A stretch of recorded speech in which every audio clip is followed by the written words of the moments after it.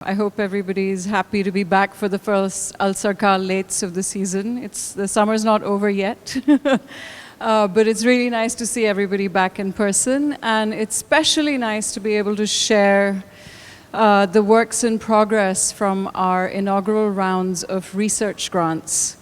I'll say a little bit about the research grants since it's, I guess, one of the things that we work on which is usually not visible.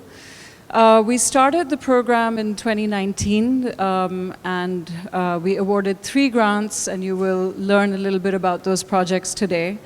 And of course, because of COVID, the process took a little bit longer, but I think what has happened is that it's made the projects that much richer and more complex.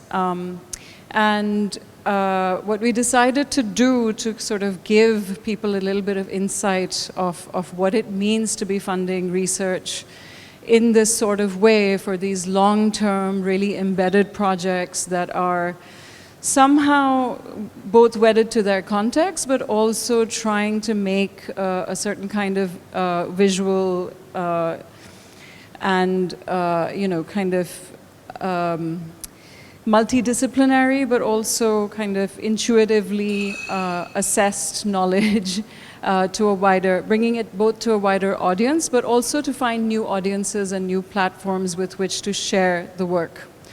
What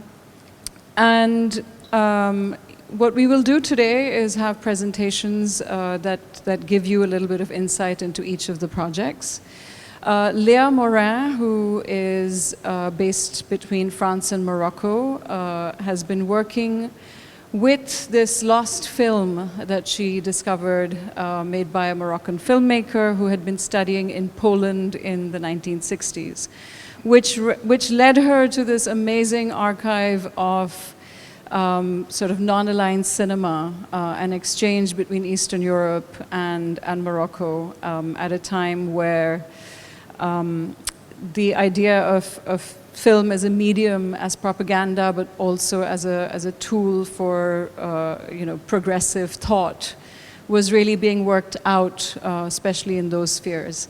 Sadly, Léa cannot be with us today. She had an unfortunate illness, but what we have today is a 10-minute presentation that she has sent in that you'll be able to see, and then afterwards, if you have time, please dip into the presentation upstairs, where we are showing some of those films and also the digital archive that she and her fellow researchers have built, which is called Cinema 3. Then it'll be followed by a presentation with Shahana, Rajani and Jeanne, Penjan, Lassus, which is dealing with their project around the Indus Delta, and that project is also visible behind you. And I think that project, especially right now with conditions in Pakistan, is something that is, I guess, just incredibly poignant. And John and Shahana have been working with this kind of ecological landscape, but also with the inhabitants or who we think are the inhabitants, and this kind of moving landscape of the river, where the river meets the sea. And they will then be in discussion with Rahul Gudipudi, who is a colleague from Jamil. And then our third presentation this evening will be with Manar Moursi. Manar has been working towards a publication of years of research around mosque architecture around Cairo's Ring Road. And again, it's this incredibly multifaceted project, which consists of hours of interviews with people who have been responsible for these structures, and also a kind of typological photographic study of these architectures. And she will be in conversation with Lawrence. Please stay with us this evening, ask questions, and I think what we're very excited about is the synergies that will happen between these projects as a result of being able to bring them together. So thank you for being here, and we'll start with Léa's film. Hello. I'm, of course, very, very sad and very sorry not to be with you today, but very happy to share with you some of the ideas that guided my research on the Polish years of Moroccan filmmakers in the 60s and 70s, and also to present myself, to complete a little bit all the elements that you can discover by yourself in this space of presentation of the Cinema Tree, Cinema Talita website, films, and some other documents related. So I'm Léa Morin. I'm an independent researcher in film history, engaged in projects of preservation, restoration, and recirculation of film archives. I lead a multidisciplinary project that take different forms: publishing projects, film programming, exhibition, restoration, and archiving projects. And I'm particularly interested in the preservation and circulation in cinemas which fight to exist and which still fight not to disappear, to be preserved and not to be forgotten. For fragile and forgotten films to find their place in the history of cinema, which is what I claim, they must first and foremost be visible, be shared, be studied, be discussed. It's why I'm engaged in these very important issues of digitization, restoration, and recirculation, but also the importance of editing and republishing forgotten and invisibilized text, essential text on cinema. So restoring film, making it visible again, respecting the intention of the author is an attempt to restore a missing aesthetic and political history. It's trying to take into account the damages and gap of a history of cinema. The research I present today is the fruit of several years of work and has finally taken the form of a digital platform, a website, a trilingual website, Arabic, French, and English. So Cinema Tree is a digital platform for sharing and activating all these archives collected in the framework of my research on the circulation of ideas, aesthetics, and radical cinematographic form in the 60s and 70s. So as subject, I approach here through the narratives of Moroccan filmmakers who studied at the Lodz Film School, Uch Film School, and the title is Poland to become a Moroccan filmmaker. Artistic experimentation, political struggles, tricontinental, and cinema at the Cinema School of Uch during the 60s and 70s. This is the story of some future Moroccan filmmakers who, a few years after the independence of Morocco, chose Poland to become Moroccan filmmakers by enrolling into the National School of Cinema, Television and Theatre, Léon Schiller of Uch. And this is also the story of their meetings with fellow students from Asia, Africa, and Latin America. Because at the time, the recently independent nation-state of Asia, Latin America, and Africa are trying to educate their elites, mainly in Europe, and to do so, they establish cooperation agreements. In parallel, in the context of the Cold War, communist Poland is willing to create a common front against the imperialist enemy and therefore encourage students from the third world country to enroll in its universities by offering study grants. So the context is propitious for these young aspiring filmmakers who, amid the political agitation of these years and through their choice to go east, also show a political engagement as being often close to Marxist-Leninist parties and a willingness to detach, to make some distance from the influence of the colonial power under which they raised up. But Cinema Tree, Cinema Talita, is above all a research on the attempts in Morocco in the 60s and 70s and a new cinema, a third cinema, to use the expression developed by the Argentine filmmakers Solanas and Guetino, and which gave its title to the project, which is above all a tribute to the Moroccan magazine Cinema Tree of the great critics and man of cinema Noureddin Saïl, and thus a third cinema understood as a cinema of struggle against the dominant models, a decolonized and transnational cinema. And today, in Morocco, most of the works directly related to this attempt and these experiments of a new cinema, whether films or writing, are very hardly accessible, if not lost. It was therefore necessary to go and look for traces and premises as far away as Poland. And it's for this reason, because of this absence, it was all the most important to propose the widest possible sharing of this collection of image, reviews, internet, films, and all this proposal for stories. So the archive website was built from a unique photographic archive, the photographic work of the filmmaker Abdelkrim Derkaoui, who during his entire Polish period, he stayed 7 years in Poland, intensely photographed their daily life. The website is also built from the archive collected at the film school in Łódź, in Poland, which retraces all these years of cinematographic experimentation, but also of political struggles.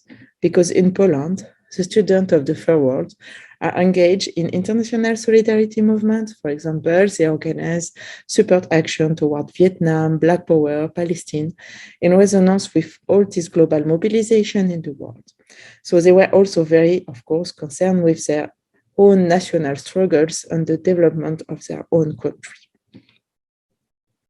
So the movies made in Poland by the Moroccan filmmakers echo such interest and commitments in an attempt to develop a political cinema which raises societal and historical questions, such as the disappearance of Mehdi Ben Barka, but also the international solidarity for the liberation of oppressed people from the Third World and the revolt of 68, topics that until today remain too little tackled by Moroccan cinema. I will try to explain the importance of conducting research of transnational histories, in particular research on restoration projects of film archives suspended between several countries. We know that national policies for the preservation of cinema are above all choices for writing a national history. However, the film made by Moroccan filmmakers in Poland were neither part of the national history of Poland nor of that of Morocco. Those films were preserved in Poland, but in Poland, when the film school digitized its film and implemented its digitization policy, digitizing the film made by foreigner students was not at all and is not at all the priority. There is already a lot to do on the various and very great Polish filmmakers who have passed through the school. In Morocco, same situation, the Moroccan Film Center will start, obviously, by working on its own archive, a cinema produced and preserved in Morocco. Before trying to complete the filmography with films made abroad, it's of course necessary to work on the archive who are already in Morocco and need care. But the result of this situation is that these films, evolving between two nationalities, made in a hybrid format, it's study film, sometimes mute film, very short, hybrid film, they are completely lost. They were there in the margin, totally invisible. But they are really essential film, because in addition of being this magnificent essay of cinema, as you can see, this cinema are also absolutely unique in the history of Moroccan cinema and beyond, because of their production context, reflecting also the context of this period, but also because these films are sometimes the only traces we still have of the work of some filmmakers who studied in Łódź. For example, before, during, and after the school in Morocco, Karim Idris' films were either censored, lost, destroyed, forbidden, mainly for political reasons. So to this day, it remains nothing other than his Polish short films that evoke all the formal aesthetic and cinematographic power that this filmmaker was ready to deploy if he had not been forbidden from making the cinema he had imagined. So my work is for research to militate, in particular to think a history of the cinema, able to also take into account these prevented films, these films that are not visible anymore. By restoring film, we also restore stories, wants, paths, life, and in parallel with this first care, this physical act of restoration, which passes by an important and very long phase of research, it's also important to think what can be a place of an archive which can also welcome the absences of this cinema of the fragility. This is to say an archive that can also take into account the disappeared film, the lost film, or the unfinished film. History of cinema is a history of struggle, of abandonment, of relentlessness, a history that is also full of scars, of pain, and we must not erase these difficulties. We must take them into account when writing the history of cinema, when we approach the history of cinema, when we try to compose or retell a story, we are faced with all, with gaps, with empty spaces. There are clearly a lot of absences. For that, we need to never stop to carry out interviews, to seek traces, to exhume text, document, photograph, all these elements which allow us to reconsider the histories of the cinema, to write the history of the cinema. And above all, it is a question of sharing this research, of making available all these reference texts so that future programmers, future film historians cannot continue to write history without taking into account this cinema in all its complexity. So thank you. This is also for me an opportunity to say a huge thank for the entire Alserkal team for their support and for producing and archiving this restitution of our research. Thank you. Hi, everyone. My name is Shahana, and this is Jeanne, and we will be sharing some thoughts and reflections from our research over the past 2 years.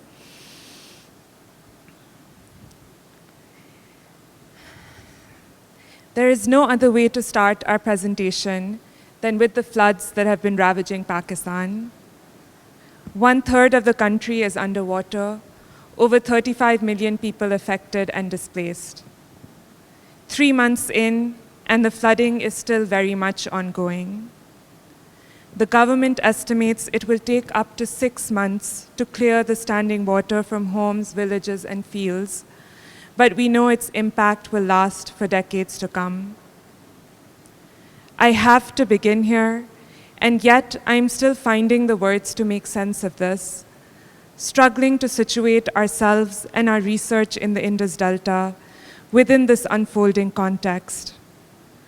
One thing we have come to realize is that the immense and immediate scale of destruction has an eerie resonance with what we have seen in our fieldwork in the Delta, where homes and villages are being submerged by the sea. While the floods confront us with the sheer excess of water, our research was all about the dire absence of sweet water and an interspecies yearning for it.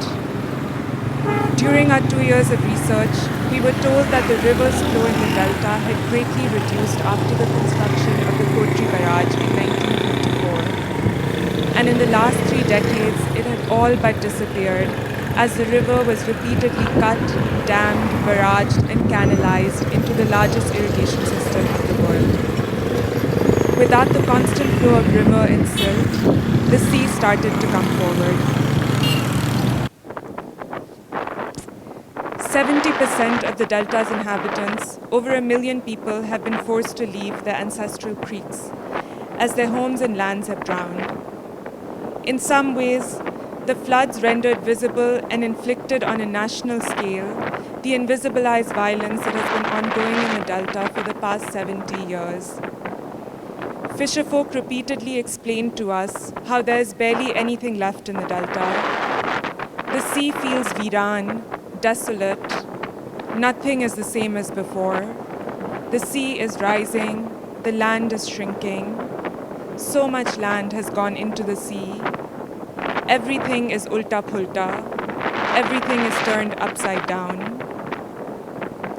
Over the course of our research, we have constantly struggled with what it means for us to enter these spaces, collect these stories, what it means to witness and document these disappearing geographies, how to give shape and form to a language of loss in the face of such immense erasure.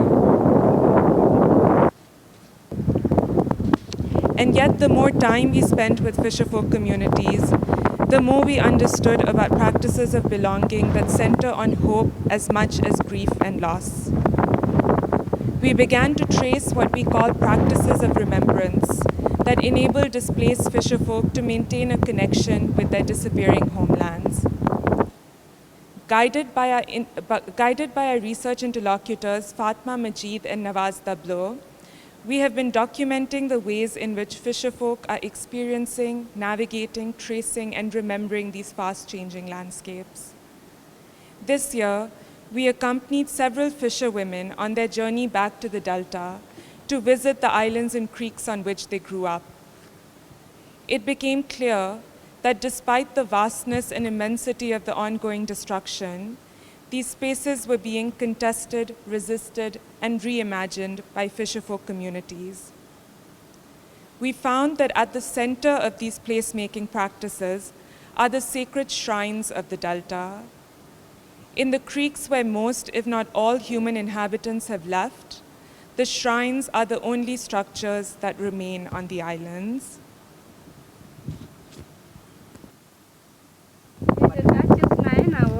We first visited Penjan Creek with Masi Kulsum. Walking along the edge of the coast, she pointed far out to the sea, to where her home used to be, where her ancestors were buried. She talked of all the fruits and vegetables that grew there, of the past abundance of sweet water and fish, of shops which would sell gold. People from all over the Delta would come to shop here. Her family was amongst the last to leave, shifting to Karachi 15 years ago. Yet as we walk with her, there are barely any signs of their settlement left. The only marker we find is a shrine, the island full of ephemeral footprints leading up to it. In these creeks, as the sea is rendering familiar landscapes unfamiliar and strange, the shrines function as an orientation device, an anchor that grounds, sustains, and guides in a world rendered increasingly unstable. In all our visits, fisherfolk were able to understand and make sense of the shifting of the coast, the swallowing advance of the sea in relation to the shrines.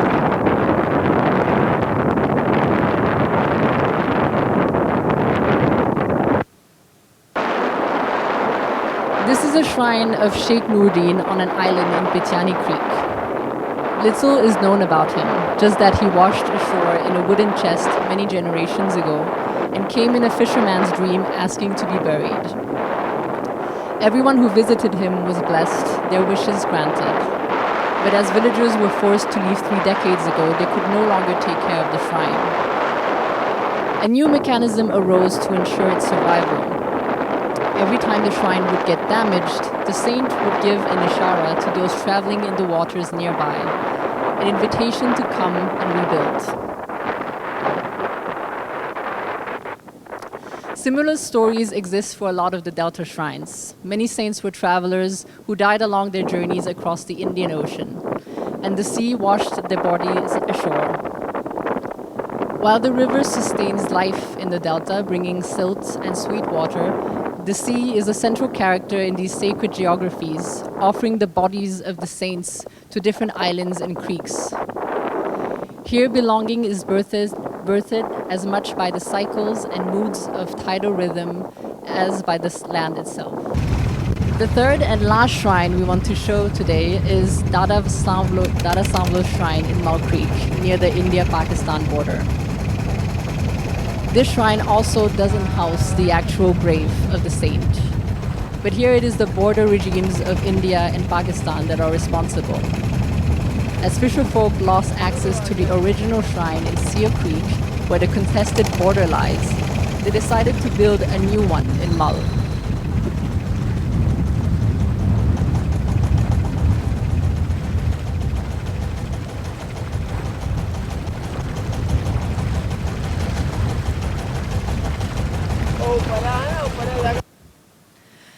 Dada Samvlo would appear to fisherfolk in the form of a shark, bringing them catch.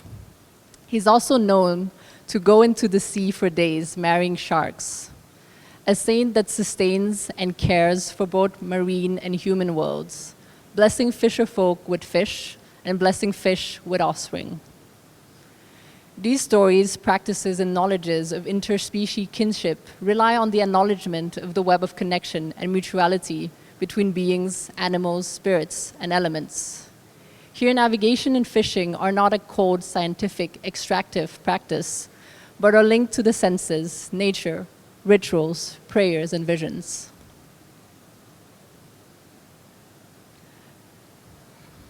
Dada Samvlo's genealogy is also the site of queer crossings between these worlds.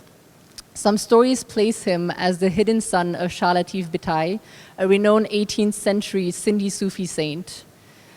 Other stories circulate of how his grandmother miraculously conceived her baby after crossing over the tail of a whale shark that had washed ashore. Dada Sanvlos is a more than human genealogy, tracing back to both a saint and a whale shark. In the militarized terrain of Mal Creek, Dada Sanvlo is unsettling borders between the living and dead, between human and more than human worlds, and of course, between nation states. A year later, we returned to attend the annual Mela of Dada Sanvlo. In their persisting materiality, these sacred sites bear witness to the geographies of loss, to their histories of presence and belonging in the Delta. While state and scientific studies cast the Delta as a site of ruin, beyond hope and repair, the shrines persist, bringing up other temporalities, cosmologies, and modes of witnessing, informing us of other vocabularies of being, alterity, and placemaking, and presenting new possibilities for imagining and negotiating futures. This is our only archive left, Ali Raza Banjara, an activist and organizer from Goravari, explained to us. Ajita Jagta Sabut, a living testament of our histories. In a precarious context where people have been forced to migrate several times in the past decade alone, modes and transmissions of history, knowledge, and archives are being reimagined. People are in constant conversation with saints through dreams and visions. These sacred pedagogies dislocate linear time. Here, past breathes into the present. The past survives not as a closed chapter, but as an open field of potentiality.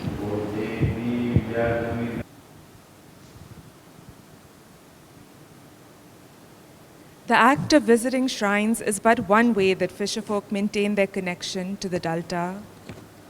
Much of our fieldwork unfolded in the urban settlements of Ibrahim Hedri and Reri Got in Karachi, where we started to learn about embodied practices that are sustained long distance.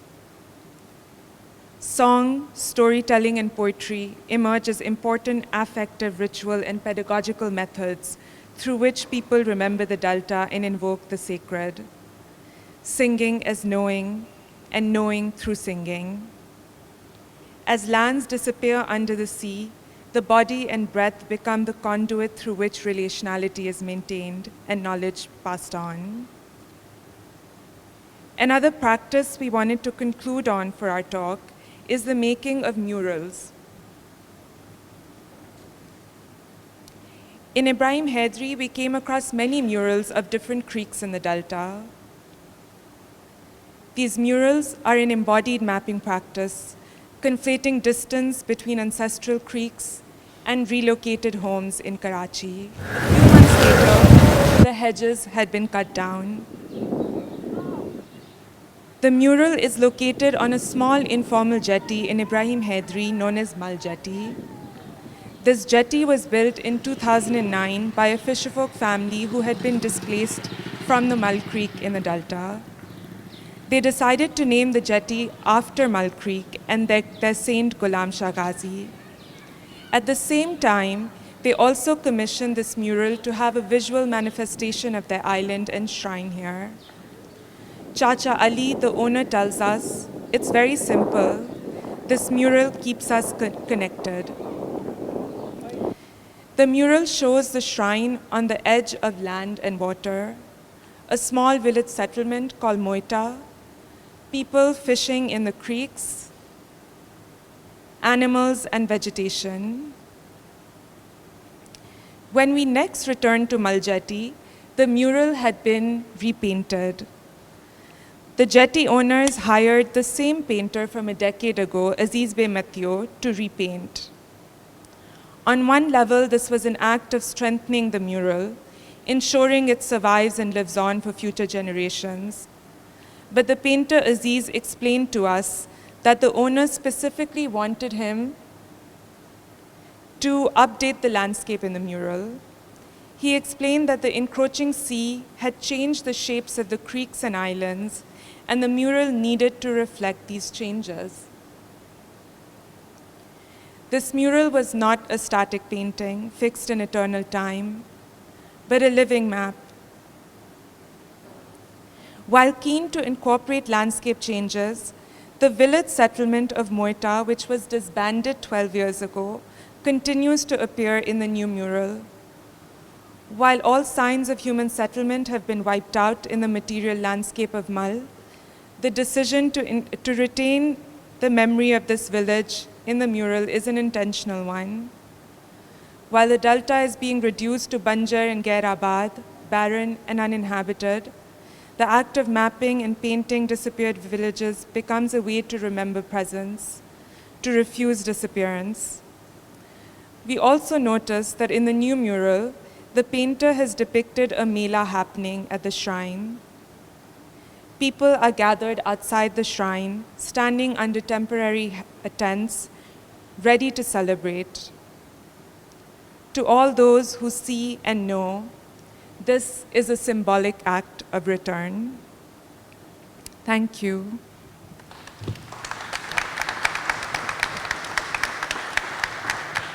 Thank you, Shahana and Jeanne, for such an incredible presentation that not just goes back to your time of sort of engaging with these histories, but perhaps sort of histories that have transformed over millennia and continue to be carried forward for millennia to come.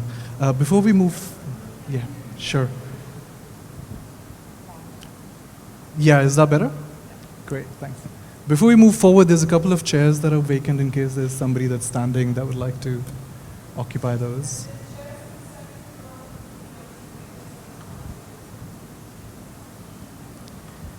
I wanted to, I think, pick up on a couple of things that you said. And one of them was to do with how this is the last living archive, in a sense. And I'm curious about the different ways in which this is both articulated but also performed.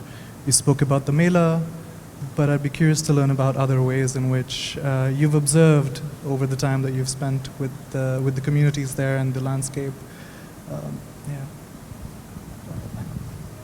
So I guess so many different strands come to mind, but the person that Jeanne had quoted that we spoke to was quite literally, we had actually gone to speak with him to learn more about the Hindu shrines and mandirs in the Delta.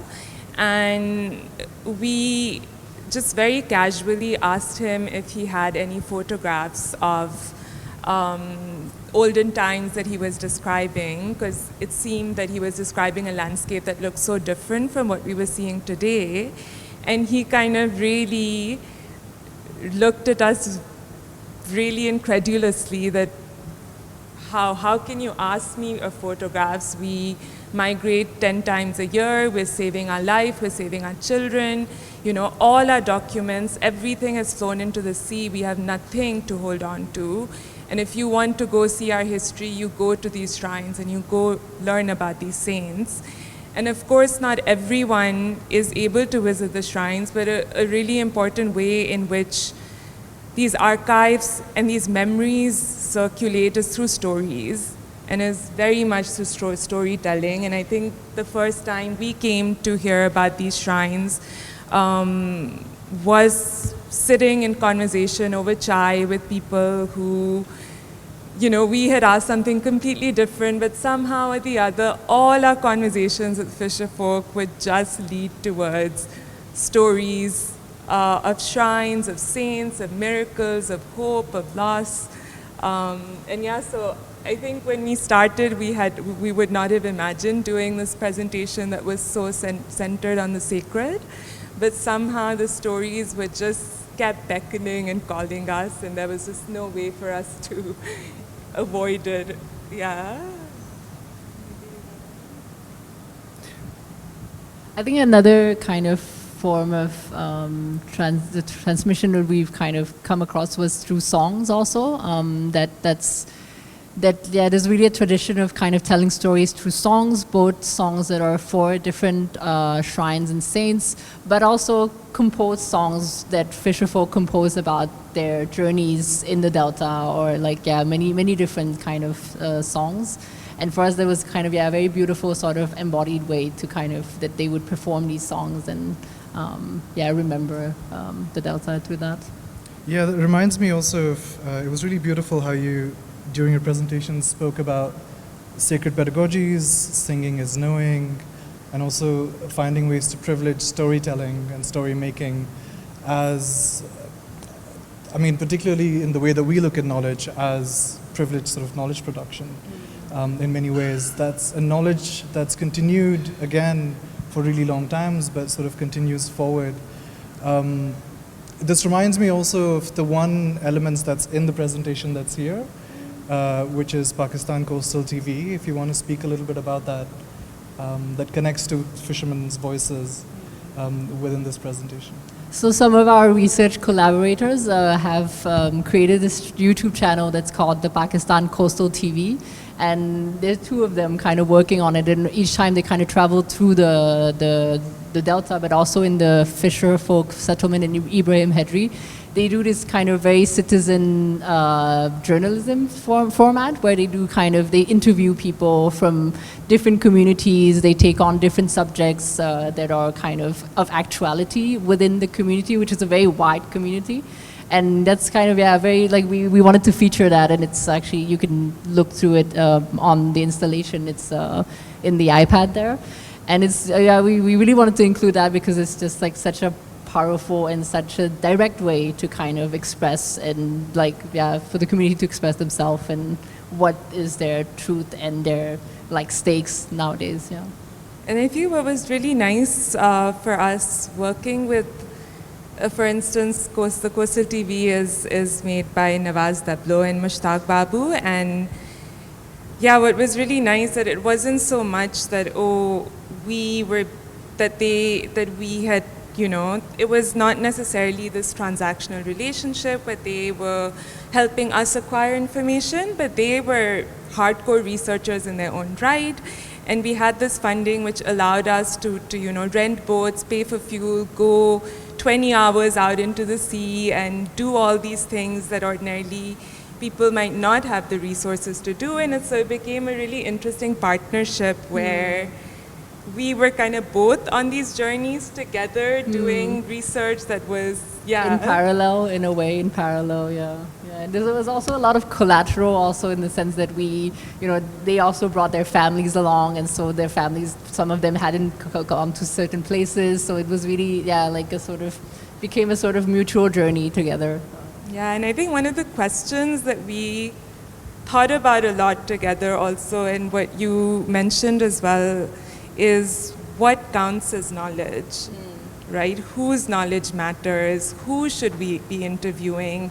What kind of data, when put out into the YouTube world, will be seen as valuable by people, right? Those are also concerns that they had, that how do we legitimize what we want to put out there? And so, we had really interesting exchanges with them constantly where, one of the stories, the first shrine that Jeanne spoke about, Sheikh Noordin's shrine, Nawaz's family actually, his chachi took us there. She had grown up on that island. And the story she told us about Sheikh Noordin was that, yes, of course, he comes in this chest, her great-great-great-grandfather buries him, and then, they all start getting really good catch, and there's a lot of abundance and blessing that the saint endows on them, but they don't know his name, right? Because he's just washed ashore. And so they prayed to him that we don't know how to pay our respect to you. We want to build a shrine. What do we call this shrine? And he appears to them in a dream that night and tells them, my name is Sheikh Noordin. That's what you need to put up, right? And that where the state archive, there's so much neglect, there's no recording or preservation of history of these marginalized areas, dreams become this really important way of preserving and passing on knowledge. No, that's really beautiful, because also another thing that it invites us to do is to simultaneously look at both the resistance and the resilience of the fisherfolk communities, whether it is through organizations like Pakistan Fisherfolk Forum, or whether it's through these continuities of rituals and dreams and relationships to sort of sites and shrines. I was wondering if you'd like to speak a little bit about you spoke a little bit about the different ways in which other than human elements are present within these rituals, but I'm wondering also if you want to expand a little bit on the palla fish and the different ways in which the palla fish as well relates to the fisherfolk community and also its relationship to sweet water. So the palla fish, so we came across the palla fish a lot because it's such an important fish in Sindh particularly. And it's a fish that crosses from the sea into the river when new water comes in spring. And what we had heard a lot was it was always making this fish mythical because it's supposed to be this amazingly tasting fish. Fisherfolk communities believe that when it goes up the river, it actually goes on a pilgrimage to a shrine that is in the middle of Pakistan, in Sakkar, which is the shrine of Khwaja Khizr. And there's many beliefs around that that once they reach the shrine and come back down, if you catch a fish that has a red nose, that's a fish that has done pilgrimage, and they're supposed to taste amazingly, much better than the other ones. But of course, with the construction of barrages, that's also not happening as much. And most of the fisher folk we were talking to were telling us, oh no, it has gone extinct, you can't find it anymore, and all of these things. But nonetheless, for us, it was a very interesting fish to look at because it does this thing that we're looking at this thinking about sea and river and the relationship between these two water bodies, and this is an entity that crosses, that kind of belongs to both worlds, and and it has this sort of this doesn't stick with the borders. And it's also actually this shrine I was talking about, Khwaja Khizr, the one that the fish goes to pilgrimage to. This saint is represented on this fish, it's wearing a green robe and always riding the palla fish, also in a way kind of signaling that he's a saint that rules all water bodies. Anything you want to add? Yeah, and just, I guess, this idea also that came up again and again when we had gone to Khwaja Khizr's shrine. So many of the fisherfolk around there said that, he's still sitting there, but you just don't have the eyes to see him anymore. And this idea that we are losing ability to see the divine, to feel the divine in our everyday life, and this is an ability that was so widely accessible for our ancestors even a few generations ago. And I feel like that tension we have seen, that in some ways these stories are so prevalent, but there is a sense that the younger generations are getting more and more disconnected. And other research collaborator of ours, Fatma Majid, she is the vice chairperson of the Pakistan Fisherfolk Forum, and so she's been she's from a fisherfolk family, but has been really involved in fisherfolk rights and in a movement that PFF has been running to free the Indus River, to destroy dams, right? Really political stuff. And every time we would go with her to speak with community folk, and every time there would be a discussion about a saint doing miracles, right? There's a lot of beliefs of how these saints held the sea at bay, that it was the power of the saint that protected the land. She sometimes would correct them and be like, no, but our actual saints are the mangroves, right? Because scientifically it's the mangroves that are keeping the water back. But people would always completely reject her claims, right? That no, you can't, sure, maybe, but for us it is the power of the saints, which is the power of the water, which is the power of the plants, which is the power of the, it's all, there's no separation. And we found, that in this work, even with Fatma, with so much of political work that we've done, that there is a certain secularization that happens, whereas researchers,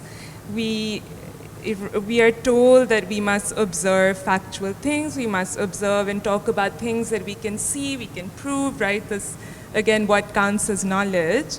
But I think one big learning curve and something we've really grappled with, but also that has really opened things up for us, is this idea that the secular and the sacred don't need to be compartmentalized and divided, but what happens when you connect those two things together? Yeah. Okay, cool.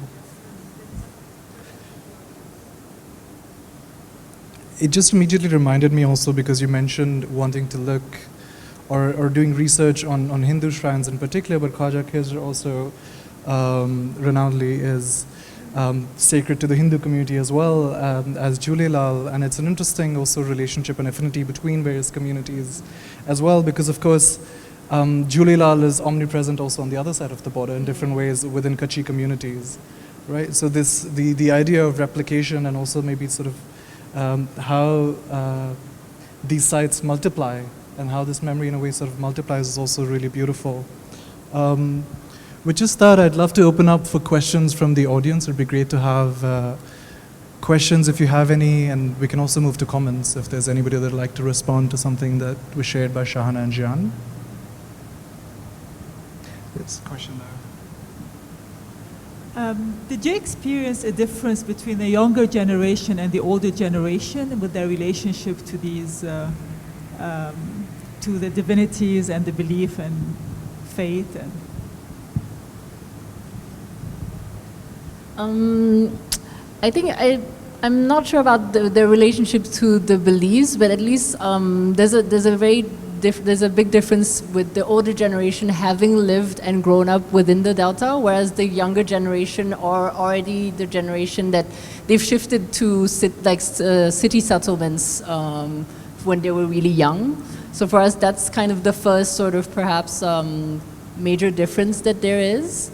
And the way they relate to saints is more, I mean, some of them do go to the shrines and, their family keep with the tradition of melas and things like that, but others kind of have a relation maybe through more their parents, through oh, my parents told me the story of, oh no, or oh, I don't know the story of these saints, but you can ask my grand aunt or something like that. So there is I think I think the older generation is more in touch with these things. We were just lucky in a way that we found someone who was our generation and really kind of interested in these histories, that he had already kind of done the job also of sitting with any elders he had in his own community to kind of find out most of what he knew. Yeah. And I think just to add on to that, another thing we noticed was that so much of these older miracle stories about the saints, for instance, Dada Samlo appearing as a shark, bringing more fish to fisher folk, depended also on this really alive, abundant ecology, right, of the presence of sharks and the palla and all of these things in the water. But now you don't find fish in the water. Fisher folk say that, right, because the river has stopped coming, sweet water doesn't come. Because of pollution, because of climate change, they're saying that the sea is desolate, there's very little life left. And so the mechanisms through which these saints perform miracles, right, this web of connection and mutuality and dependence, like the palla have disappeared, the shark have disappeared. And so this one man who had told us the story about Dada Samlo said that, I've heard this from my grandfather. I can't verify it to you because there are no sharks anymore in this area, so can't really say if Dada Samlo comes as a shark or helps people catch shark anymore because there is so much of a depletion. So we're really seeing with kind of environmental destruction, routine and really mundane happenings turning into mythology almost. There's another question in the front. That was absolutely beautiful. Thank you so much for that. And I had a very brief conversation with you earlier about the fact that I'd been to these areas and I'd come away with this story of saints, and I thought that was very specific to a village, but clearly this is across the entire space, and that got me really thinking about the extent to which your project speaks to the connections between the impact of climate change and the creation and recreation of identity and the directions in which that sort of takes people, and you have a very specific story to tell on that. And I just have a sort of two-part question on identity. One is clearly this is an identity that they're turning to, but there is this movement that the Fisherfolk Forum has been trying to organize. What sort of an impact has that had? The mangrove one is one part of it. That's a great part of it as well. But one is that, and the other, there was so many flags flying around the shrines. Does that depict, what's the meaning of those flags, and do they depict any types of identity? I mean, is there anything else they're turning to that's in these flags? So, thank you for your questions. For the impact of the struggle on people, I think one that I'm thinking very specifically of is that I think in other places, I can't remember exactly in which context, but there was this sense of like, you know, when climate change happens, then people start to kind of either be like, oh, it's because we didn't pray properly or we didn't do this properly and things like that. And that's something we noticed. We didn't hear that. Like no one we spoke to blamed and attitudes towards the saints or not the saints for like the climate, like, you know, for the destruction that had been happening. And everyone was kind of, and I think that's kind of also the work that the PFF has been doing, is to kind of inform people and tell them, no, actually, like what's been happening is because the river is no longer flowing, and there's like a sort of that this climate change and all of these things. And for me, yeah, like kind of, I expected more that, you know, because there are beliefs, and where there are beliefs, usually is very, you always find this like sort of dialogue of like, oh, it's because, you know, you didn't. You have sinned, or you've like, yeah, you've not kind of like worshipped properly, and we never heard that ever once, even though this kind of, the sacred is very present. So that, for me, that's one way that that kind of political work informs this. And the second question about the flags, I'm not really sure.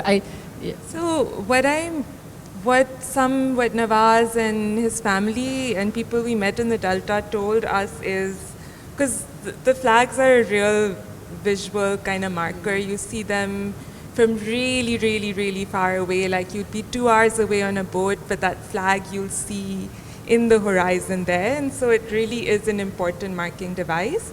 But how it was explained to us is that each time the saint blesses someone or grants their wish or their prayers come true, as a form of kind of paying tribute, they do this special pilgrimage where they come and they plant a flag over there. So the number of flags around a shrine would also kind of tell the visitor how many people are visiting, or yeah, is this less visit shrine, is this more, you know, the kind of circulation around it becomes. But they said that the colors would be, it's the person who plant their wish. So they're at random, but yeah, that they are a way of paying homage to the saint. And of course, alongside planting flags, they're distributing food, sweets, those kinds of things. Often Fisherfolk told us a really important kind of ritual, sacred ritual for them is at the beginning of their journey. They will have roti, and they will mash it up with sugar and throw some on the right side of the boat, throw some on the left side of the boat. And the idea is that at the beginning we must feed the fish to thank the saints for their blessing. And if we feed the fish will be happy, they will pray for us, and then we will get, you know, catch. And so it's this really beautiful kind of cycle of sustenance and balance. If I may just extend that question a little bit to something that we spoke about just earlier today, about ideas of sovereignty that are beyond ideas of borders, in a sense, and how the fishing community looks at these lands, and how they look at a shared relationship to land, but also to these fish and these waters, but also to responses to something like the floods right now.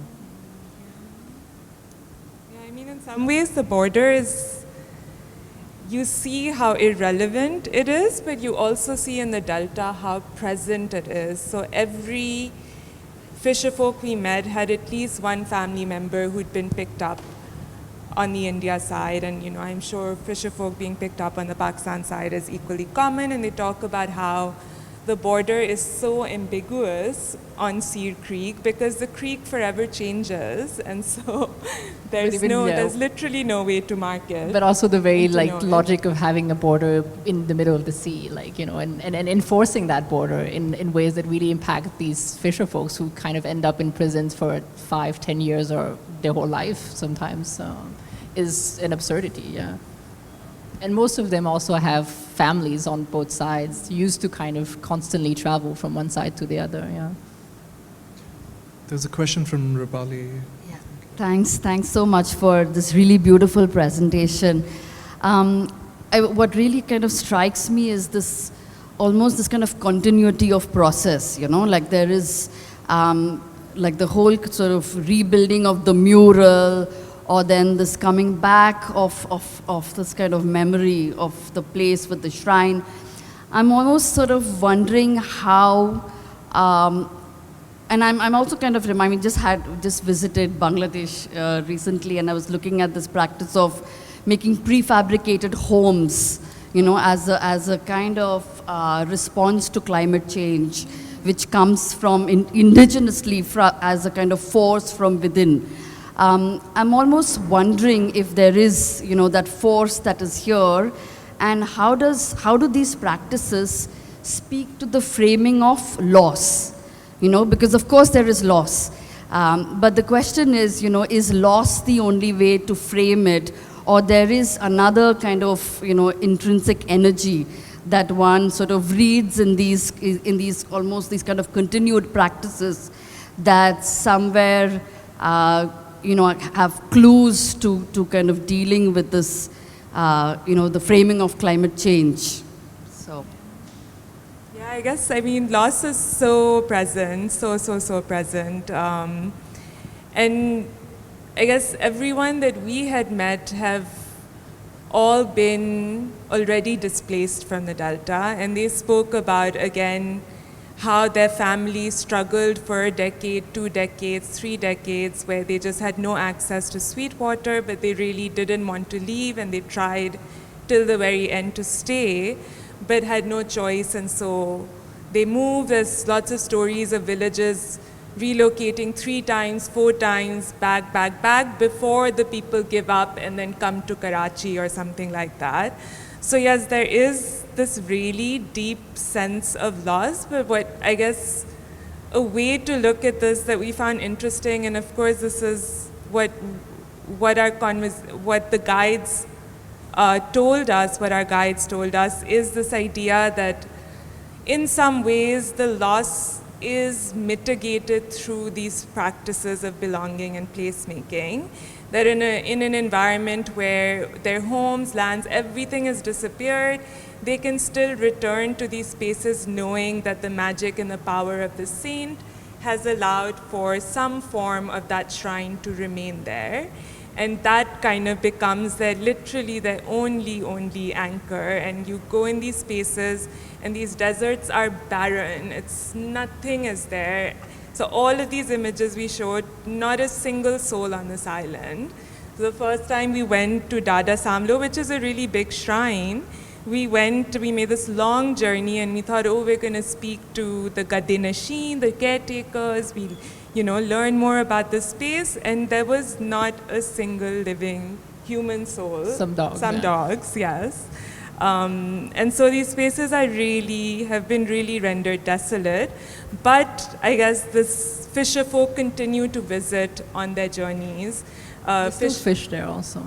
They still fish there, and so there are these transmissions and networks that continue despite all odds, and that it seems that the shrines are really what is surviving and what continues to survive when all else is disappearing. And it's also this idea, right, that this is not displacement where the land, you're being forced to leave land and go somewhere else. And the memory of the land exists, but the land also exists, right? Here it's gone, it's the sea, it's nothing, no trace of that land is left. And so in some ways it is a really heavy, really tragic thing that people are facing, and yet there are also these practices that allow them to navigate and negotiate and grapple with all that is changing around them. Are there any other questions from the audience?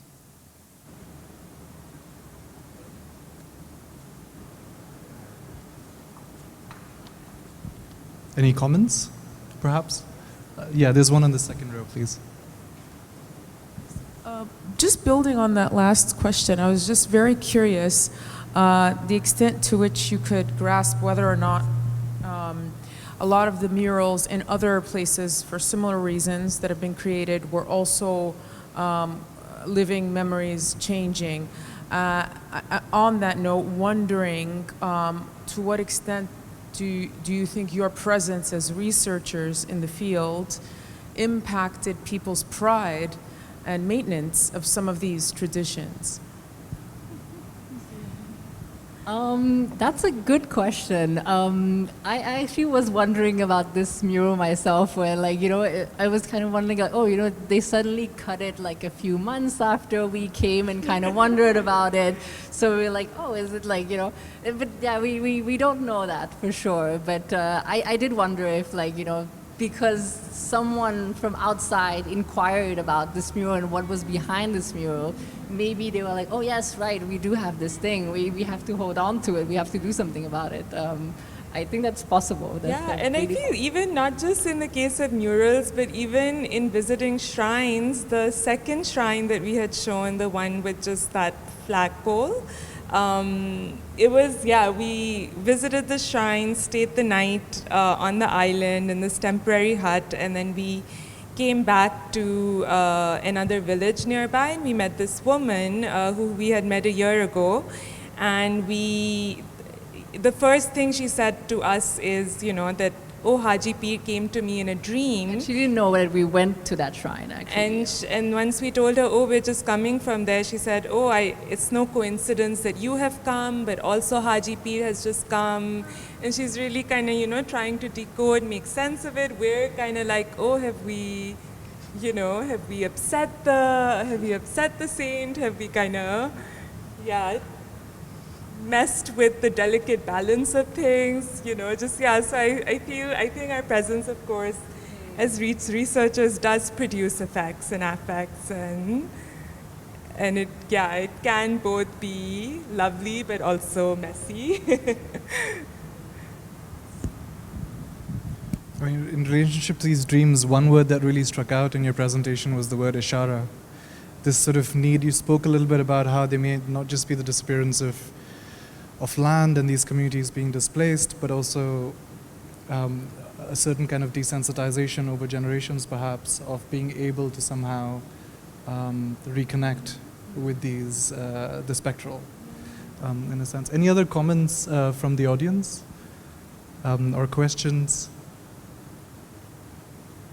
On the Shara, I just wanted to add, like, when we mentioned, I think that one of the shrines, Sheikh Nurdin Shrine, has this mechanism is a weird word, but where, like, when the shrine is damaged, and, you know, there's an ishara, a dream sent to someone who's nearby. And for me, that's really interesting, because it kind of is this thing where there's a link that is connecting to someone who's not even a community, or it can be a new generation, just a passerby. And I feel like there's such a direct line to it. It was like, oh, yep, you're here, like, yeah, you.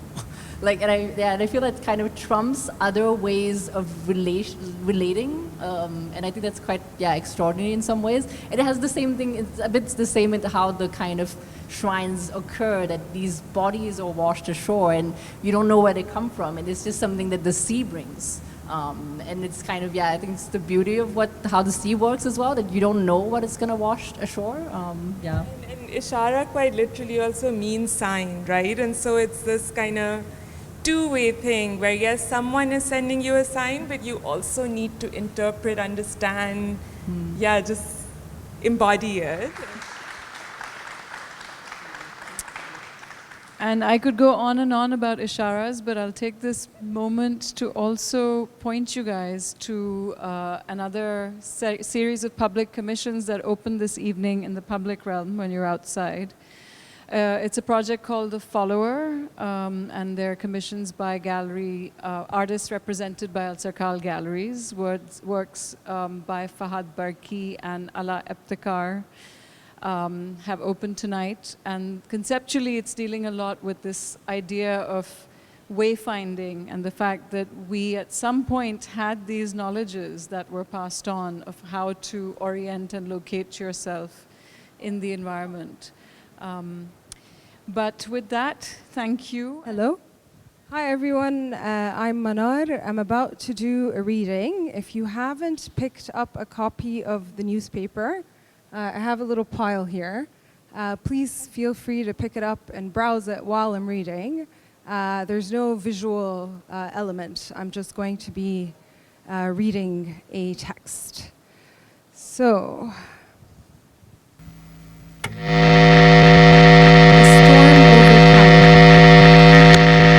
October 2010, I went on a trip to the Mulid of the Sayyid al-Badawi in Tanta. I had just returned to Cairo from New Jersey, where I had spent 2 years studying for my master's degree in architecture. 2 weeks before I traveled to the US, my mother was diagnosed with a terminal brain tumor. I had deferred my studies for a year to stay with my family and be with her. I started school 3 months after my mother's death. Her sickness and death in 2006 had distanced me from religion, though I had grown up being quite spiritual. In those years, I found it increasingly difficult to bring myself to practice and believe in a system of faith capable of torturing my mother, despite her devoted attempts to be and do good. Returning to Cairo after my time in New Jersey, I was curious about alternative ways of practicing Islam, different from the more Wahhabi and conservative strain of Islam I grew up learning about from my mother and in religion classes at school. Maha, my mother, was born in Cairo in 1953 and grew up in a middle-class family. Her father worked as an administrative assistant in the Kuwaiti embassy in Egypt. My maternal grandmother, Safiya, was a housewife and was often bedridden and in weak health. Safiya had discovered her husband's unfaithfulness and second marriage to her nurse in Tanta, followed by a third marriage to a woman who lived in Heliopolis. This was when Maha, my mother, was about 6 or 7. Egyptian family law harshly deprives mothers of custody of their children if they remarry, which my maternal grandmother did. My mother therefore grew up separated from her mother after her parents' divorce. She saw her mother once a year, even though they lived in the same city. Living with a stepmother and step-siblings and the early separation from her mother were sufferings my mother likely never recovered from. My mother and father met in Cairo at their university bookstore in 1970, the first day of their freshman year at Ain Shams University. My father approached my mother, who was with her best friend from high school, Ameni. He made the tactless joke that Ameni looked like the chubby male Egyptian comedian George Sidhom. The joke and bad pickup line were funny to my mother, but not so much to her friend.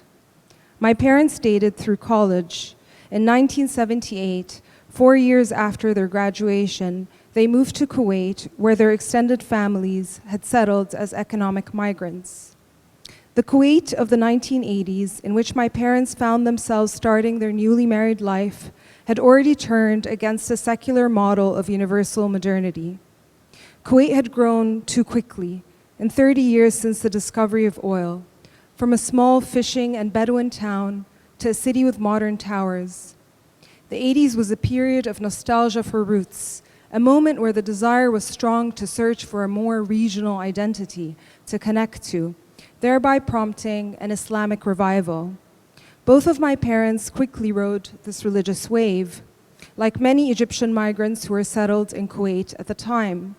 The work to convince them to return to Islam was not difficult, given that Egyptians from my parents' generation had witnessed the very beginnings of Egypt's transition from colonial and monarchical rule to post-colonial military socialist autocracy, and were disenfranchised with what protests, revolutions, Arab nationalism, and secularism had yielded in Egypt.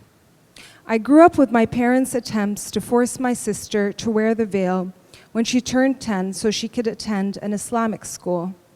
Neither of my parents' mothers wore or had ever worn the veil. In fact, my paternal grandmother Mimi, who was still alive to witness these veiling fights, had been the right arm to prominent woman publisher and women's rights activist Hidayat Sultan.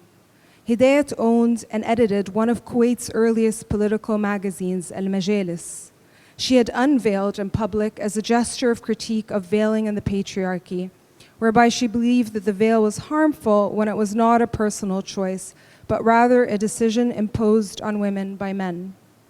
Nevertheless, my parents wholeheartedly embraced Islamic revival, including an impulse to impose the veil on us, something their siblings worked hard to convince them against.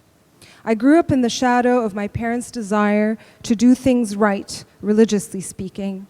I also kept a middle child, goody two-shoes, low profile in the family, trying hard to please my parents, studying so I could be valedictorian and qualify for scholarships, and practicing religion as they saw fit. The Mulid was my first exposure to a non-Wahhabi and more vernacular Egyptian version of Islamic practices than the religion my parents desired for me to practice. The Mulid was my first trip with F. When we first met, F and I exchanged emails about walking in the Delta and going to a Mulid. It was settled that in November, F and I would go to the largest Mulid in Egypt in Tanta, the Mulid of Sayyid al-Badawi. Mulids are Sufi saints' birthdays, but could also commemorate harvest seasons, as well as Coptic Christian and Jewish saints' birthdays. We arrived in the afternoon to Tanta. On the streets, the Mulid was rings, amulets, carousels, hats, and tents with lights that looked like jellyfish hanging from the ceilings. In the night, it was darkness, except for colored bulbs decorating minarets like Christmas lights, and men and women with eyes outlined with kohl, chanting and movement, music taking possession of the body, undulations of the body forgetting itself in music, body odors, smoke, hash, incense, chickpea sweets, and halawa, the physical leading to the spiritual. We took a 5 p.m. microbus the next day to get back to Cairo from Tanta and approached Cairo at nightfall.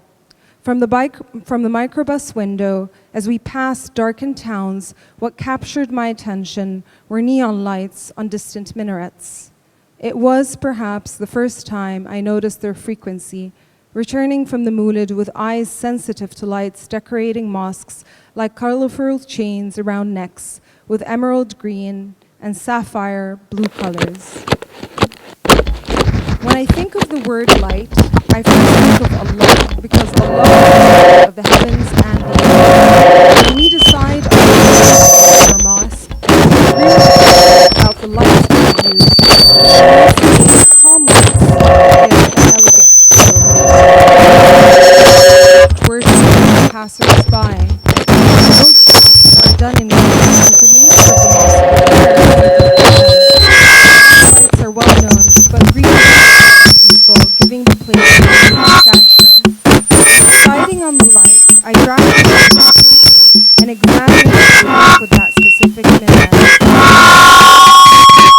One was the person in charge of the mosque. We then made a selection with metal. We made triangles, hexagons, and octagons, and then pulled them up with ropes to the top of the minaret. There are about 110 foot to the top of this minaret. It's hard and takes a long time to carry light bulbs for maintenance. You must ensure you're safe and wear a safety belt when you attach yourself by rope to the minaret. We go all the way up, around 40 meters. Someone goes up the minaret, stands on the balcony, and pulls the ropes up so we can install the lights from top to bottom. It's essential to light the minaret because it attracts people's attention, that there's a symbol here and a sacred place. Any passerby who's not from here could see it and know that this is a minaret and get out of his car and come and pray in this mosque. If there are many lights on it, a minaret can glow and have a halo that lights the whole neighborhood. My sensitivity and curiosity to the informal and varied forms of Cairean prayer spaces likely started long before this 2010 visit to the Moulid and drive back from it. In 1995, when my sister moved to Egypt to attend university, my family settled in an apartment in Nasr City. Planned by modernist Egyptian architect Said Karim for Gamal Abdel Nasser, Nasr City is organized in an international modernist style with a mega block grid system and blocks organized around public parks, which were imagined to be an appropriate, neutral, secular gathering space for communities. Nasr City became a hub for middle-class Egyptians, particularly those like my parents who had migrated to the Gulf, saved some money, and could afford to purchase apartments there. Inspired by their years in the Gulf and corresponding religious zest, Nasr City inhabitants likely felt there weren't enough formal mosques in the original urban design of their neighborhood. Their solution was to build zawiyas, inserting informal spaces to pray in the residential building's basement or ground level. Since they were not integrated into the original building designs, the style of prayer spaces was often marked after the fact, with many improvised minarets placed on streets and sidewalks. In my early teen years in Nasr City and walks around my neighborhood, I was already surprised by the forms of zawiya minarets, especially coming from Kuwait, where the majority of mosques were formal and state-planned. Aside from zawiyas and formal state-run mosques, the proliferation of new mosque construction since 2011 in Cairo takes place mostly on agricultural fields that are in the process of urbanizing. The logic behind constructing new mosques can be as diverse as memorialization, charity, or tax evasion. The construction of a mosque can also be a form of land grab, as those hoping to illegally build on agricultural fields use mosque foundations as initial territorial markers. Sorry. Once constructed, I'm going to take a sip of water.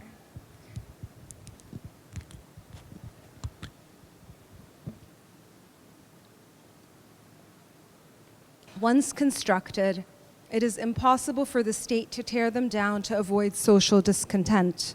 Not only that, but the state has to follow the construction with the provision of water for ablutions and electricity for nighttime prayers.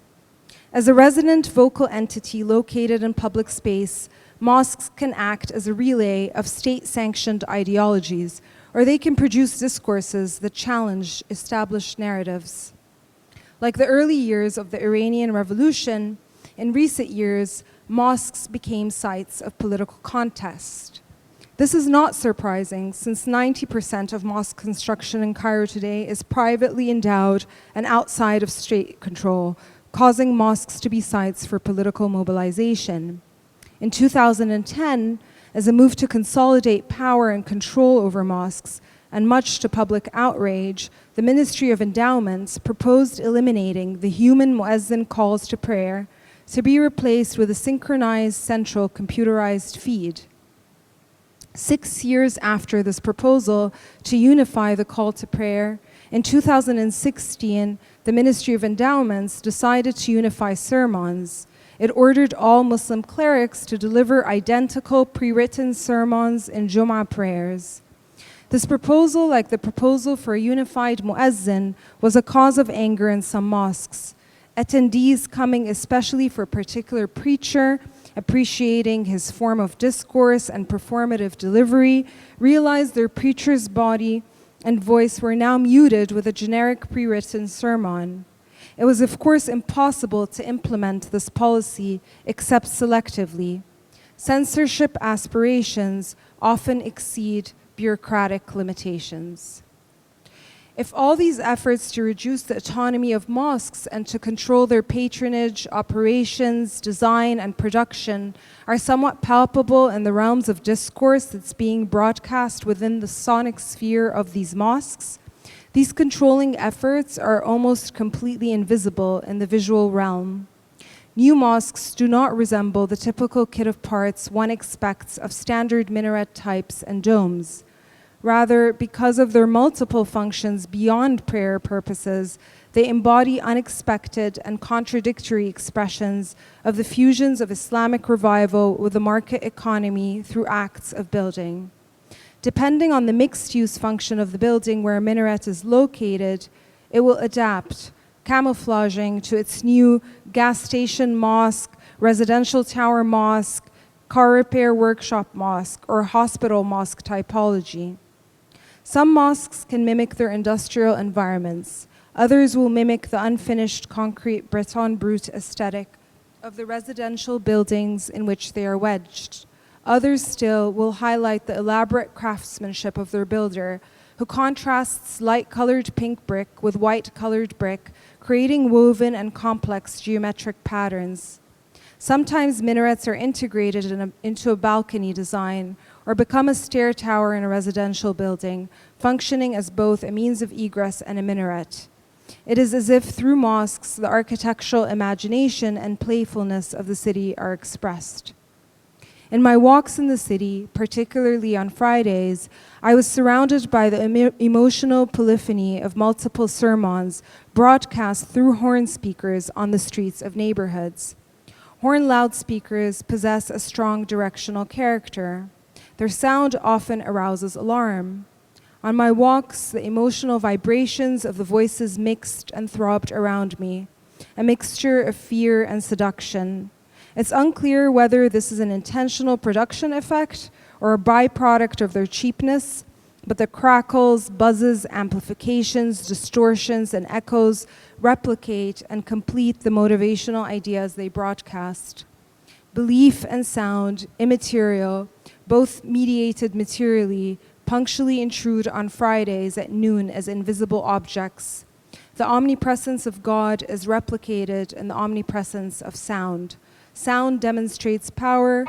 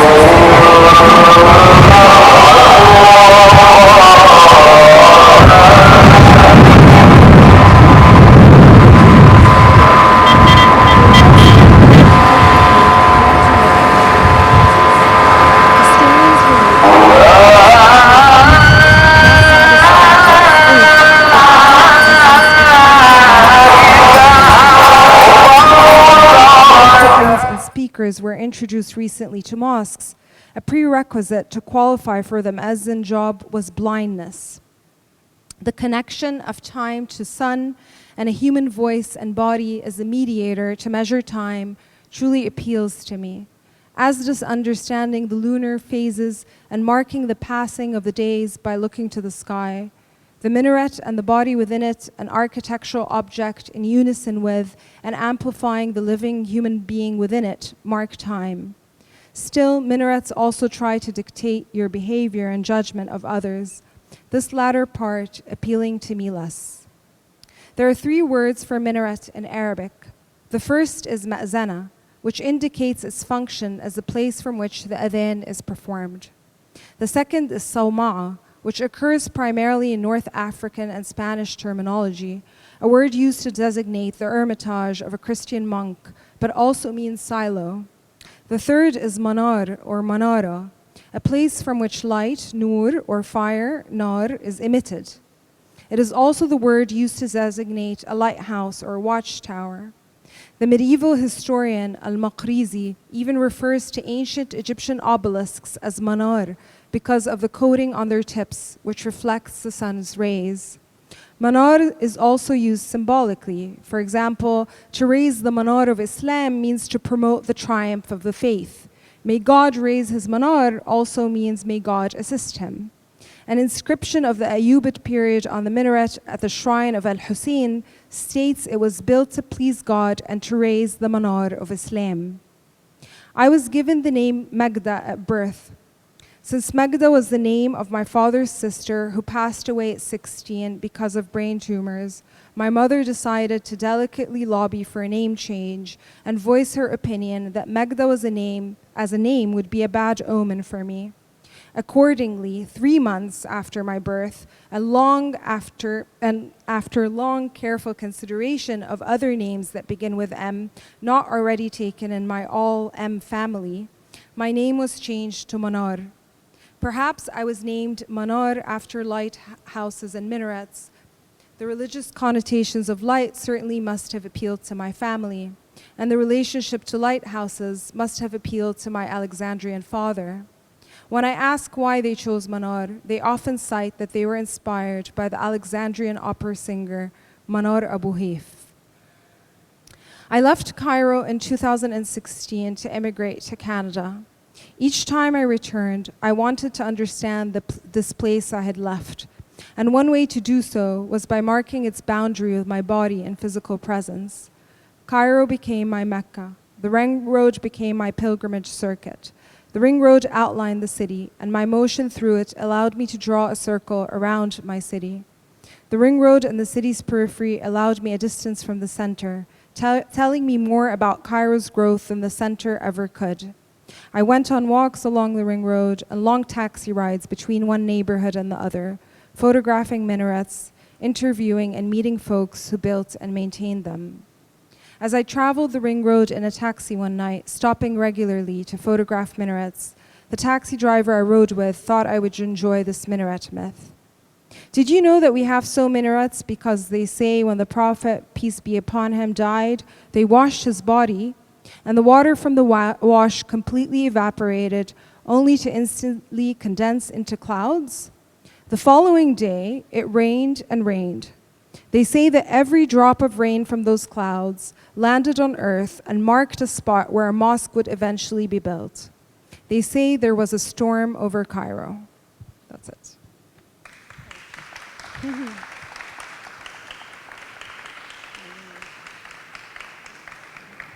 So this text is an excerpt of a text that I'm hoping to develop in an expanded version, so I'd love to get your feedback on it for the artist book. And this project, I've been working on it, as Nada mentioned, for many years, and I have video works and other things related to it, showing inside and some not showing because they didn't travel, but the newest piece, which is this kind of test for the publication, is also inside, and you can grab a copy, as I mentioned earlier.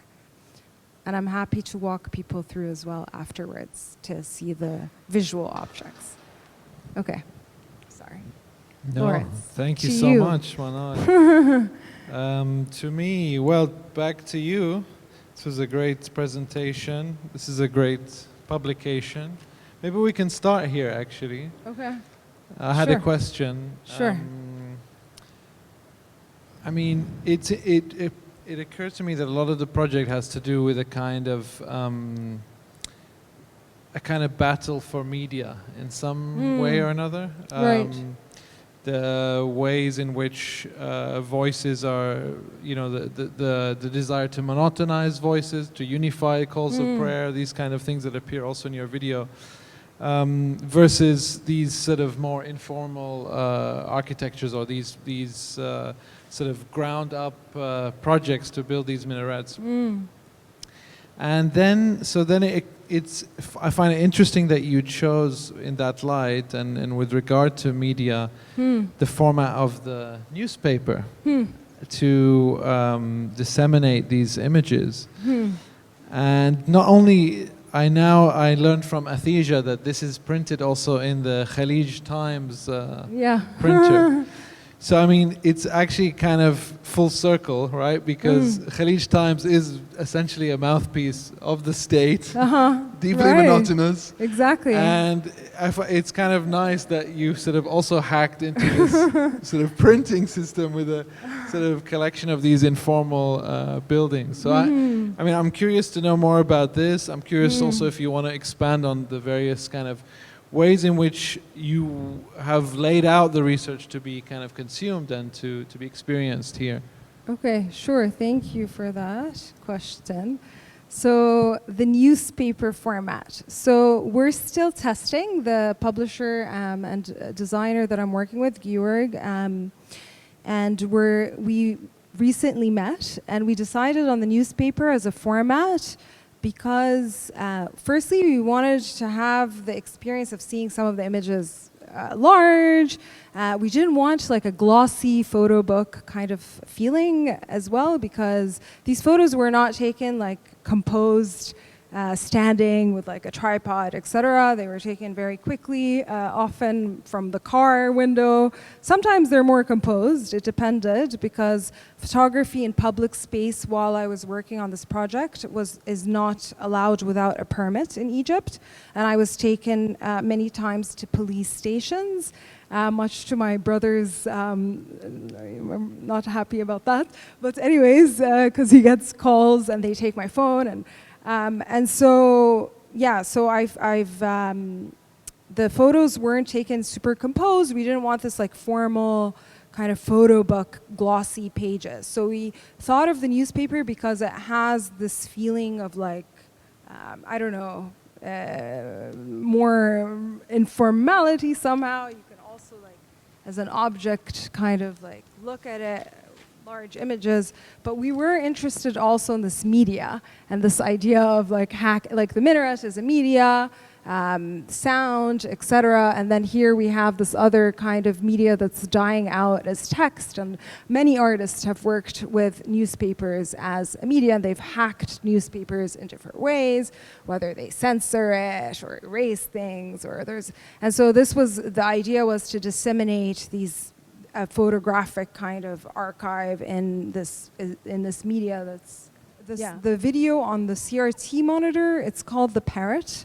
And for me, The Parrot was a kind of, like some, I don't know, figure that I was thinking a lot with when I was working on this project. I had a parrot growing up. And that's not the only reason why I'm obsessed with parrots, but it is one of the reasons I have to acknowledge. But also parrots are very clever, and in myths, or they're often used as spies, and they find ways to hack systems, etc., and escape the trap of like simply repeating things. And so as a metaphor, this idea of the parrot was important, and that video is a collaboration between myself and dancers and Shadi Abdurrahman and Atouta, and they together with me studied the different gestures that a preacher typically does, because they learn these kind of very particular vocabulary of like how to talk about the past or how to like talk about, and so this body language was something we studied and wrote a script for a sermon, and you'll find a little thing you can pick up in which we analyze this script. And then we have a sort of female presenting body, which is at'uta, because there's not a lot of women present in these spaces as sermon givers or women or people of power, because their voice is not heard in that way, responding to Shadi's body and that typical script, and creating a secondary script for a sermon with her body. And so that's the other piece that you see in there. So, yeah. Great. And I also wanted you just to walk us through some of the, because I mean, you through it quite fast in the talk, but it's really fascinating, all the sort of different agents, be they legislative, be they commercial, be they, of course, religious or religious practice, all those kind of forces that go into sort of the production of some of these sort of strange minarets, and not that the minarets are strange, but they're placing, you know, they're sort of being squeezed into the odd lots, and there's something that's very interesting, and maybe there's a couple of sort of stories you could sort of unpack for us or walk us through, you know, because I know you know so much about each one of these towers. Yeah. It'd be great to, Okay, I can definitely do that. I guess inside the publication, like this little newspaper, maybe I can talk to you about on the bottom of the third page, these kind of speakers only that are on rebars, or you also see it in the speakers on a light pole in the center of this page, and this is a common kind of condition whereby that's the minaret. Like, it's just this like speaker, and it's on the highway, and you're driving, and you're stuck in traffic, and you'll get to hear the sermon, or and you'll know that there's a prayer space, and then it's a way to kind of pull you into something, whether it's like they're used for advertising or a business, for example, and so they want you to pray there, and then I don't know, repair your car afterwards, or buy a piece of land afterwards, or they simply want to just spread their discourse on the highway. So this kind of condition is very common, the one where it's just a speaker. Another kind of condition that you see is like the fool and falafel shop on the page 4, on the bottom of page 4, which is like these tiny kind of like, it's like a little mosque, a model of a mosque that's being put on top of a fool and falafel shop, and a residential building is on top, and then the ground floor or the basement is the mosque.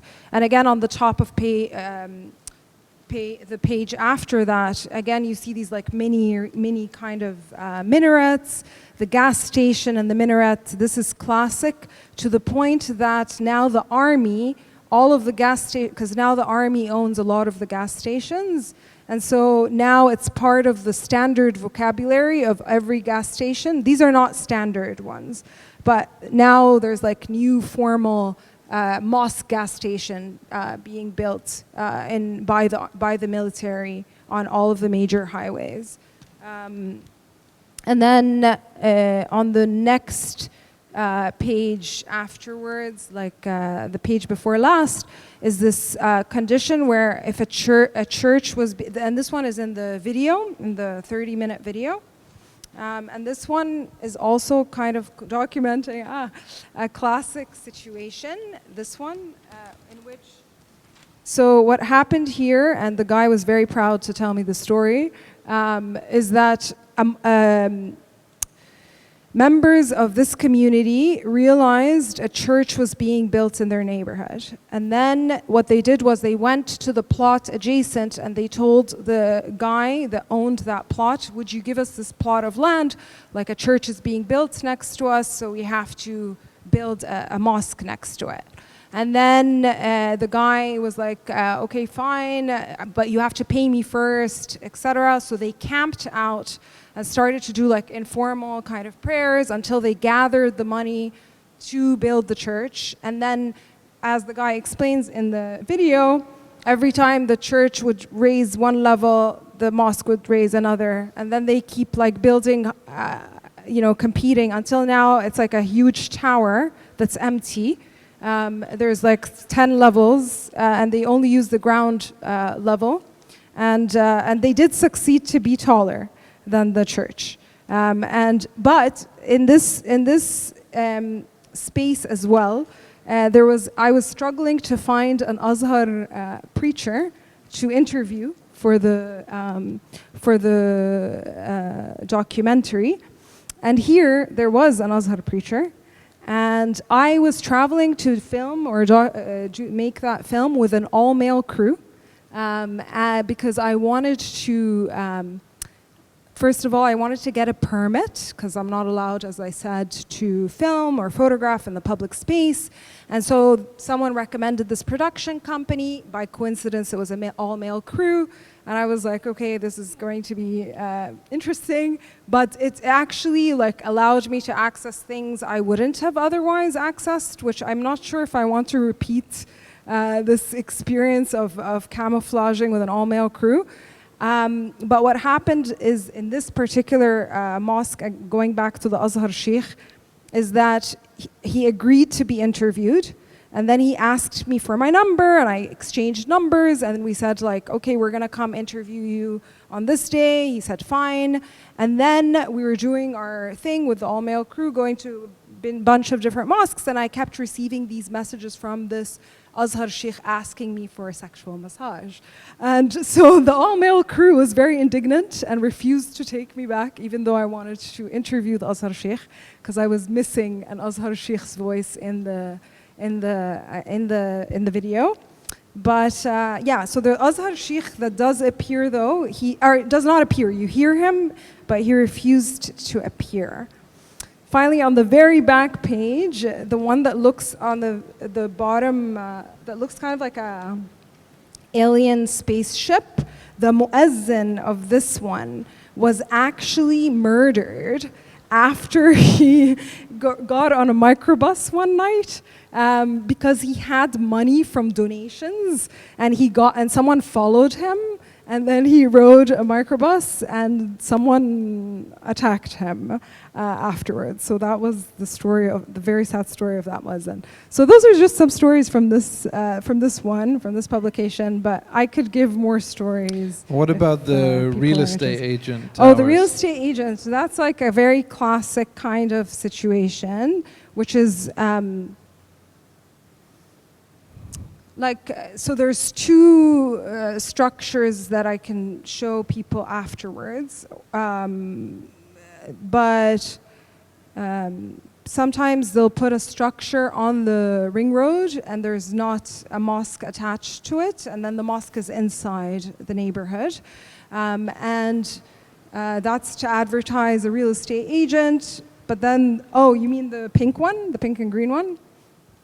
I mean more like the role of these in producing real estate. Yeah. So what happens is, as I mentioned in the talk, and I'll expand a little bit, is they will start, a mini real estate developer will buy several nimras, which are plots of land, small plots of land, and then they will build a mosque in the center of it, get access to all the infrastructure, and build a school, daycare, or clinic on top, and thereby make the plots of land adjacent sold at a higher price because now they're connected to electricity, water, a paved road, they have a clinic, they have a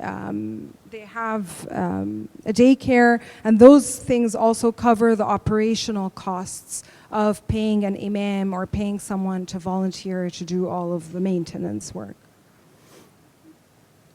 Is there any questions from the audience before we would continue? Sure. Or feedback in general. I mean, it's more so a comment on the ways in which mosques, or let's say the laws around mosques, specifically in the space that we're currently in now, the UAE. It's funny how you're here today talking about what you're talking about when the UAE has a very rich history of publicizing their institutionalization of mosques. So it's hilarious that, you know, your newsprint catalog of these mosques is on this Khalij Times newsprint, because the Khalij Times was one of the first newspapers to kind of publicize the institutionalization of mosques here specifically in the early 2000s. So excuse my constant giggling, but I thought it was actually hilarious that someone else has paid attention to the ways in which mosques are used as these like vessels to be able to bypass certain rules and regulations, or more so to regulate messaging. But it would be, maybe if it's interesting to you, look at 2000, I would say like 99 to 2003 Khalij Times, institutionalization of mosques here. Interesting. Maybe funny to read the articles. Yeah, it would be really funny. Yeah, especially given that it's printed by them. Yeah, it would. It's hilarious. So, but it's also a question of like broadcast. No, I mean, each one of these is a sort of an attempt to broadcast by, through, in spite of hegemonic sort of also state voice. Right. And what's interesting is that when you printed this, you couldn't print under like 9,000 of them or something, right? 10,000, like yeah. 10,000, yeah. So the print run had to be 10,000. So it's also interesting to think about how this sort of started also its own kind of broadcast. And how it's going to spread, hopefully, through everybody here. And how the medium cannot function under the threshold of 10,000. It's kind of interesting. Yeah. Sorry, just had a. It's fantastic. It's really amazing to see, you know, all these amazing examples of mosques that come out through series of, you know, almost sort of forces, right? Like forces that kind of produce them. I'm just kind of wondering about the revealing of data. You know, like how much do you reveal and how much do you hide? You know, because I think one of the things that some of these forces do is, you know, evade taxes, and, you know, they want to hide, they don't want to be revealed. So I think that whole, I think just kind of also extending Lawrence's question of, like, you know, what does a newspaper do in terms of broadcasting, and what are some of the intentions, you know, that these mosques sort of bring in, of not always wanting to reveal themselves, but sort of play with this whole, you know, kind of identity, revelation, but also kind of hiding, right? So, Yeah, that's a good question. And I don't think they're trying to hide anything at all. In fact, the state knows very well. I know this, or I'm not going to say I know this. I published an artist book in 2015 that was banned, and I was questioned by the Egyptian intelligence. And through these wonderful interviews and amazing critique I got of my book, I managed to understand a lot of the state's kind of functioning, and they know about things, but what they care about is different. Like they know that people are building these as a hack to build illegally on agricultural land.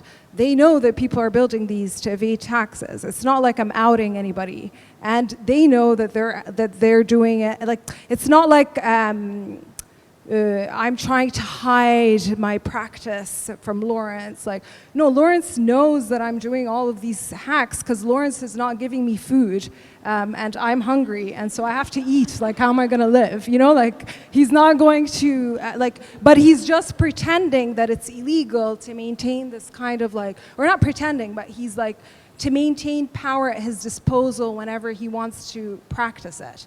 But it's not because he even has the means to watch me eat. Like, he doesn't have the time. He has to do his work, he has to do other things in his life. He does not have time to sit and see where I'm gonna graze and where am I gonna get my cattle and my milk and my whatever. He's just gonna say, you're not allowed to eat. But he knows I'm living and I'm eating somehow.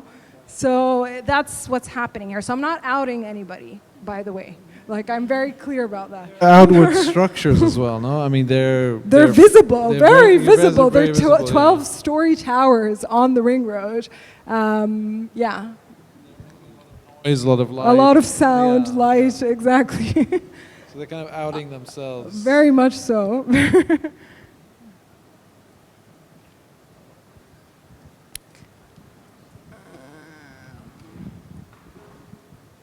Thanks so much, Manar. I have so much to say, but for now, I just will pose one question. I was really curious. You said a couple of times that the photographs were taken in a car, in a hurry, right? That you couldn't hold up a camera, stand in front, and then you mentioned you had to take a permit. And I'm wondering if you can speak more to why the camera is so regulated, when this happened, because in Karachi also, I've seen urban space become more and more militarized, and as a researcher, artist, it's become more and more difficult, and it feels like the state and powers know the threat that returning the gaze and holding the camera back poses, and I'm wondering if it's those kind of concerns or other things happening. It's definitely those concerns, but I have to say that as well as those concerns, it's often community members that would take me to prison, like take me to the police station, because they are so. This goes back to the history of photography in Egypt. So the history of Egypt was, photography was introduced in Egypt through archaeology kind of expeditions that were coming in, and it was with the invention, it's kind of coincided with the invention of photography, that photographers were coming to Egypt to document and try to find archaeological artifacts. So photography has always been extractive, and photography has always been objectifying. Photography has always been, people know that it's like a weapon, a means of power. And if you're holding a camera, it's a power imbalance immediately. It's like, okay. And of course, with the revolution, which was, or let's not call it revolution, because anyways, uprising, whatever you want to call it. So that thing in 2011 was very photographed, televised. People are very aware of like how media and representation can work for or against you, and the power it holds, the power of an image. And so it's not just the state. And so the state is not a very monolithic thing in my mind. It's also people on the streets, like I said, like, and they act as kind of, they replicate discourses that are kind of state designed, or they also have agency and don't want you to take a picture of their mosque, even if you asked a couple, because like, who do you ask permission to take a picture of an object, right? With people, it's so much easier because you talk to them and you're like, you know, do you mind, blah, blah, blah, whatever, like if you're gonna, but with a building, it's kind of in a public space, it's like, who do I ask? Like with the chairs, it was like the chair owner. I would ask the chair owner. But then with the building, I'm like, ask the people around in the ahwa or in the coffee shop, like, do you think it's okay if I take a picture of this minaret? I think it's so beautiful, or blah, blah, or something like that. But then other members will come and be like, why did you take a picture of this minaret? Oh, let's take her to the police station. That's it. But I think also to your point, what's interesting is we always, in these images, in your images, we see the minaret, but and you speak about this in your text, we never see from the minaret, right? As a kind of, you know, yeah. So, but I assume you never got inside. I did. You see that in the video. In the video. Okay. Yes, so I you did. Kind of reversed the game. I did go inside, but here I didn't go inside. No, when I was taking the actual, like the still photographs, no, I did not go inside. I mean, unless I was doing an interview, I'd go inside the mosque. but not the minaret. But I would Not understand climb the also minaret. why you wouldn't include that. Even if you had taken that picture, why it wouldn't be here. The one inside? Yeah, the one from the minaret. looking from out. the minaret. You mean like the surveillance Yeah, shot or the exactly. panoramic Exactly. bird's eye view? Exactly. Yeah. The satellite, like, yeah. No, yeah. Yeah, that's not included here.